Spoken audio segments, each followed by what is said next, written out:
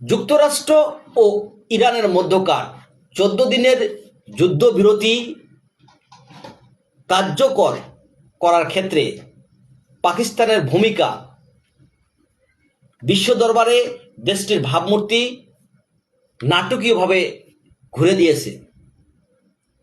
পাকিস্তানের প্রধানমন্ত্রী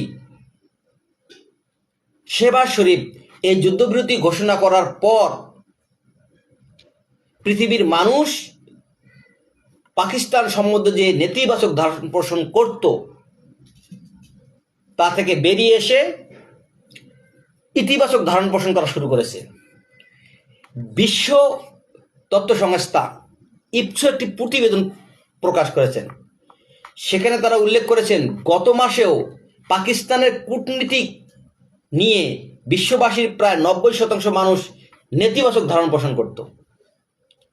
বাট এই যুদ্ধবিরতি কার্যকর করার পর 8ই এপ্রিলের পর পাকিস্তান সম্পর্কে বিশ্ব দরবারে 70% মানুষ এখন ইতিবাচক ধারণ পোষণ করছে।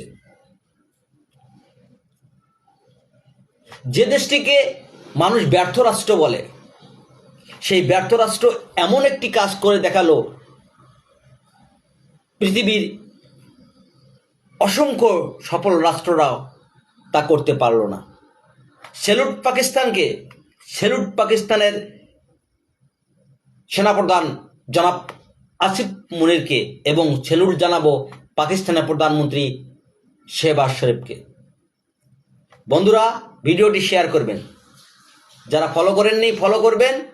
ধন্যবাদ, ভালো থাকবেন, সুস্থ থাকবেন।